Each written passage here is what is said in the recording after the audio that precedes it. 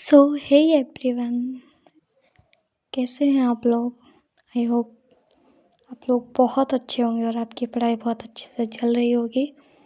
तो कैसे चल रही है आप लोगों की पढ़ाई, बताना अगर हो सके तो बताना ज़रूर।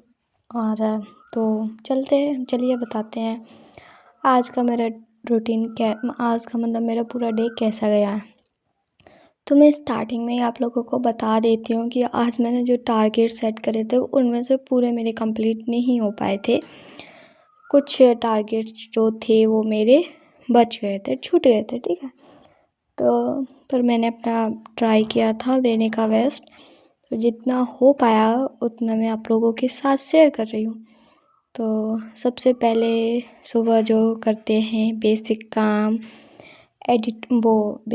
जैसे कि स्क्वायर, क्यूब, टेबल्स लर्न करना। तो सबसे पहले वो किए, उसके बाद करेंट अफेयर्स रिवाइज़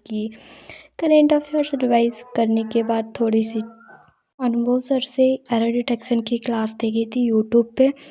तो वो मुझे कुछ समझ में ही नहीं आई, मतलब पता नहीं क्यों मुझे समझ में नहीं आया, तो वो लेक्चर मैंने बीच में ही छोड़ दिया। उसके बाद मैंने आरआरबी क्लर्क का एक मॉक टेस्ट लगाया था। ये 2024 का था, क्योंकि मैंने 2024 में आरआरबी क्लर्क का एग्ज़ाम दिया नहीं था, तो वो सारे मॉक टेस्ट मैंने लगाए भी नहीं थे, तो वो सारे बच गए थे। तो उनमें से एक मॉक टेस्ट मैंने लगाया आरआरबी क्लर्क का। मैंने सिर्फ 54 ही अटैम्प्ट कर पाए थे, जिसमें से मेरे 3 क्वेश्चन जो थे वो गलत ही हो गए। 1 क्वेश्चन मेरे राइट थे, जिसमें से मेरे 50.25 मार्क्स आए हैं 80 में से। मुझे पता है कि ये बहुत ही कम मार्क्स हैं, इतने में तो सिलेक्शन के आसपास भी नहीं पहुंच सकते हैं। लेकिन मैं अपना बेस्ट ट्राई कर रही हूँ, और मतलब और ट्राई करेंगे और हार्ड वर्क करेंगे और स्मार्ट वर्क करेंगे, जिससे कि एग्ज़ाम क्लियर कर सकें। तो इसमें मेरे सिर्फ सिली मिस्टेक हुई थी, नहीं तो 54 राइट होते। अगर 54 राइट होते भी तो क्या ही हो जाता है ना, 54 में हम क्या ही कर लेते हैं। 54 तो हमारे आरआरबी पीओ के लिए भी सही नहीं है, ठीक है। 54 तो 60 तक तो आरआरबी पीओ में आने चाहिए मॉक में, तब कहीं आप एग्ज़ाम में कट ऑफ तक पहुंच सकते हैं। उसके बाद चलिए छोड़िए, जो आया मॉक में स्कोर वो मैंने आप लोगों के साथ शेयर किया। उसके बाद मैंने जो एक कंप्यूटर की क्लास करी थी, कंप्यूटर की क्लास में यूट्यूब से भी करती हूँ, पेड से भी करती हूँ।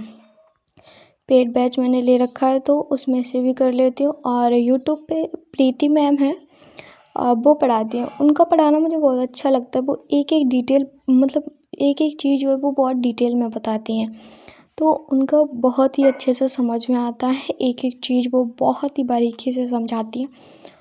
प्रीति मैम उनका नाम है।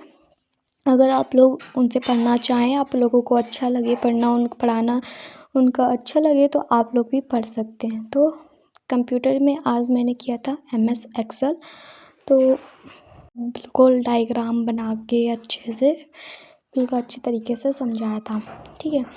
तो चाहिए, अगर आप लोग कुछ सजेशन देना चाहते हैं तो प्लीज़ ज़रूर दीजिएगा कि मुझे और क्या करना चाहिए जिससे मैं और इम्प्रूव कर सकूं, क्योंकि मुझे 1 साल हो चुका है तैयारी करते करते।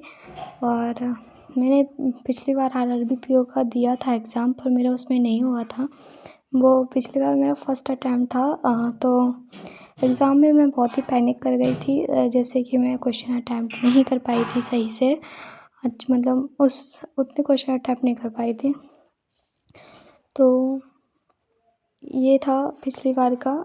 आई होप कि इस बार हो जाए, देखते हैं क्या होता है।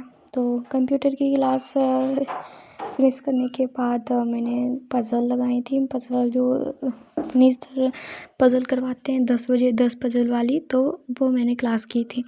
तो मेरे फ़ोन का जो था वो नेट ख़त्म हो चुका था, ठीक है।